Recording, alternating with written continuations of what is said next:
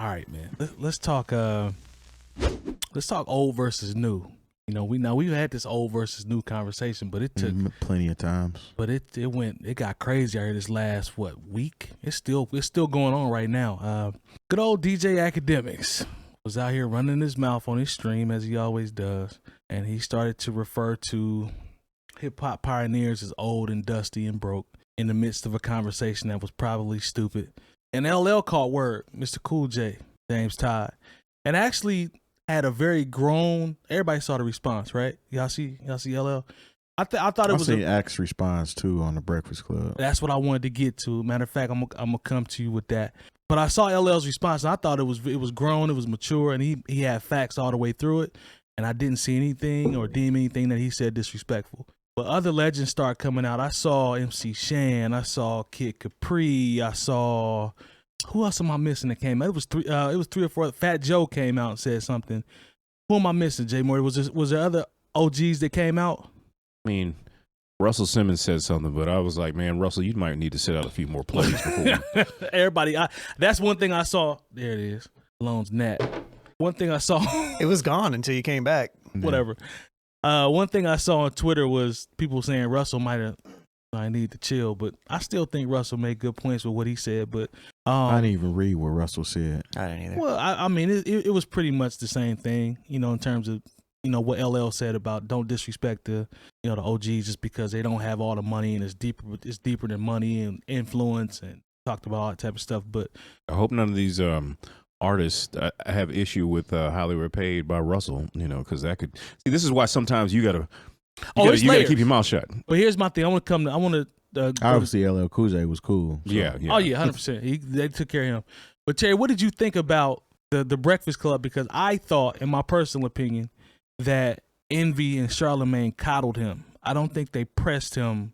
Yeah, I agree with you on that. You see what I'm saying? It was actually the most likable Akademiks interview I've ever seen in my life. Right. And I don't care for Akademiks at all. Right. But him actually speaking on what he did made me be like, all right, he's an asshole, but he explained why he was loud about it. I'm always loud when I'm on Twitch because I'm talking to a bunch of people and this, that, and the other, blah, blah, blah.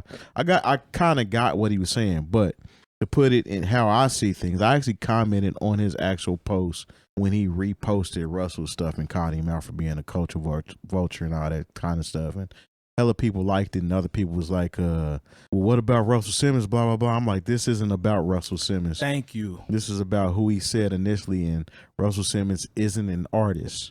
You know what I'm saying? So I don't know what Akademiks said after. What did he say after the fact? He pretty much was just saying that people were taking it out of context and they didn't listen to the whole thing that he said. But for you to call anybody that's a pioneer of a craft that you so-called are a part of dusty and benefit from definitely based off of monetary gain is just stupid, man, because money doesn't make you real or relevant at the end of the day. So that's the only part that I kind of did take offense to it, because I mean, you're talking about somebody that created a lane for you to even represent, and now they're dusty or whatnot. But I mean, the money wasn't the same. That's what LL was and I've also about. brought it up a few times too. Jay-Z has a line where he says, "I'm overcharging people for what they did to the Cold Crush." Like, he literally says that. Yep. It back then it was more for the love. It was more for an outlet outside of these four walls, these four project walls, or your block or whatever. You know what I'm saying? It evolved into what it is today. So for you to just call it dusty based off real life situations is stupid and ignorant, and it shows that you lack the information of the culture that you claim to be a part of. Well, it also speaks to who he is for his character and how he's been able to thrive. Everything that he's done to thrive is based off negativity, is based off views, likes. Even when he quote unquote critiques music, it's about who sold the most. So everything is based off financial gain, and that's how he gauges everything. I mean, where is he from anyway? Jamaica. Not Jamaica. No, I mean, where's he he from? but he's from somewhere in New York. New Jersey? Did they move to New Jersey? I don't know if that really makes a difference. But right. Yeah. But I mean, he got his start off, was his first start of popularity off big up in the war Chicago in stuff. Yeah. Mm-hmm. You know what I'm saying? Which The in War in itself, Chirac series. No, he was doing. But he was doing stuff before that. he was No, doing but stuff that's before what that. popped, know, but like, that's what actually because put him when in, these rappers. That's what made him pop. This is the thing. When he was when no one else would talk to certain rappers, he would talk to them. Like that's that, and then these rappers who just had a couple little SoundCloud songs, and then they become Lil Uzi Vert or PNB Rock, the rest in peace. Like he, you know, when he didn't have anything else going on, like Akademiks would talk to him, and so like that's where he really made his bones. Like I know a lot of. First of all, because I actually watched the stream, or at least a portion of the stream they were talking about the DJ Akademiks, because I wanted to hear a longer portion of because think about with our show. You know, and we said a certain female rapper fan base didn't care what we said, and just listen to one clip and didn't hear because I'm not even going to mention the rapper's name. Oh, we know because we just know better at this point. Yeah, we know. And they missed all the parts where we said complimentary things about her, but the one point that was a little bit critical, and critical artistically, not personally, nothing about. We don't get into the blog type stuff and talk about people's clothes and plastic surgery and who they dating because we don't care. Then all of a sudden, we're just men who hate female rappers and we don't know how to critique music and we're old and we don't know how to act. When I saw I think people were answering questions that he didn't even put out there. He called, you know, and I saw his Breakfast Club, he was speaking about someone specific, you know, and sometimes when people are slighted, and then they retort, and the retort comes off as something that they're saying to everybody. He's like, I wasn't talking to LL. I wasn't talking about all these. He wasn't talking to him. He wasn't. I wasn't talking. I was talking to somebody specific. But everybody. But you know, like everybody decided to take up. You know, and I'm not here to take up for Akademiks, but I am here to take up for context. I mean, but that's on brand for him, so I'm not surprised when I saw it. But you know what? Even if you say it's on brand for him, like okay, when you it's still wrong. Though. No, it's not wrong. I think that comment is wrong. I don't because you know what? I didn't hear him say somebody specific. I heard him made a generalization. No, I heard him. You know, because when I listened to the whole thing, because like I said, considering how we were done in a specific instance, I wanted to make sure that there was context attached to what he said, because I think everybody was somebody like it happens every week. It's like, okay, let's everybody turn around and point your gun at this person. And last week it was Akademiks. And it's always Akademiks for the most part. He bring it on himself though. He does. Yeah, but you know that's I mean because the week before it was Adam 12 or 22 whatever the kid's name is. Yeah, but it was and then the week before it was somebody else. So what did he say?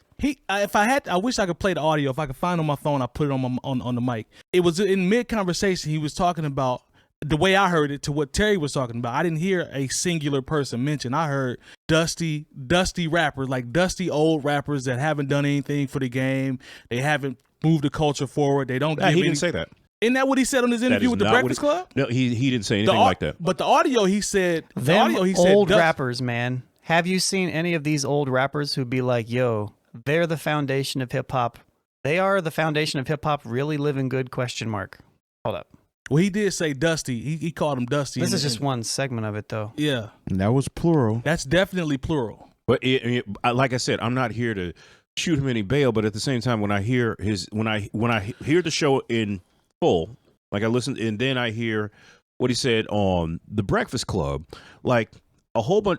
And he said, I actually liked his interview on the Breakfast Club, because he also said something. It was a walk-back campaign. No, but he also said something, which is okay in my opinion. Yeah. But he also said something that was, don't just say, oh, he shouldn't say that about the forefathers of the culture, and you're not doing anything to take care of them. Mm-hmm.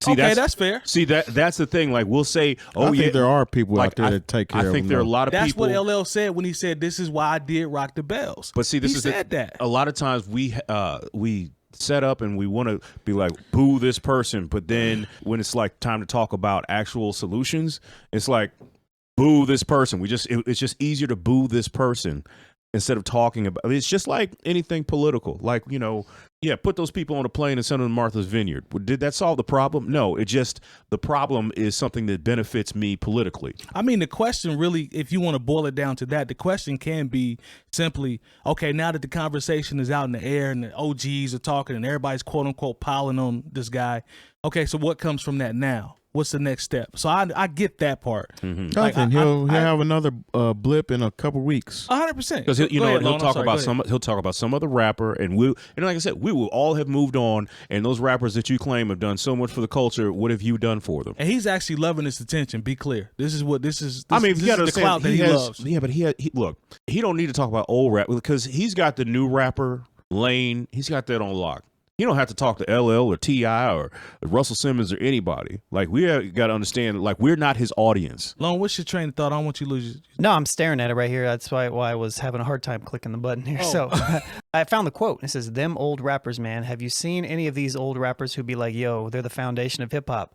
Really living good?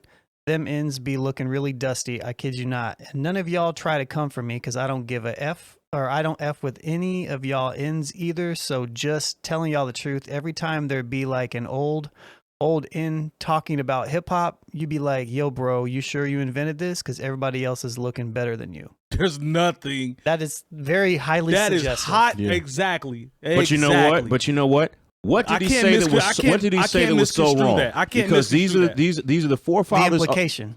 These are the forefathers of our culture, and you know what? They were not taken care of. They were ripped off in the beginning. True. You know, and but that's not what he's saying. That's not the side he's on. That's not what he's saying. That's not his side, though. He's saying, oh, y'all should have done better. Is Pretty essentially much what he's saying. He's like, y'all dusty. Y'all ain't got no money. Yep. Why are we listening to y'all? It's pretty much what he's saying. And my thing is, like, you know, the thing that I liked about what LL said is, like, you know, what you look like, what your car you drive or whatever, that is not a reflection of your contribution. For sure. To Agreed. Culture. Like, and that's not a reflection, even if you're a new rapper. You know what I'm saying? Just because you have the nicest chain or the nicest car, or you have whatever it is that is considered a certain level of material wealth, that doesn't mean that you are the end all be all of the culture. You know, I guess my thing is, like, we've given him way too much credit for saying something that honestly, like, we could as a culture, you know, and like I said, LL can speak on this definitely because he has rocked the bells where he's said, okay, I'm going to give Melly Mel a part of this. Yep. I'm going to do this. We're going to, you know, because remember, Rock the Bells was another concert that had nothing to do with LL Cool J. He came back and got it, you know, and so he can say, once again, you can't tell me nothing about LL Cool J, even with accidental racist and all that other foolishness he did.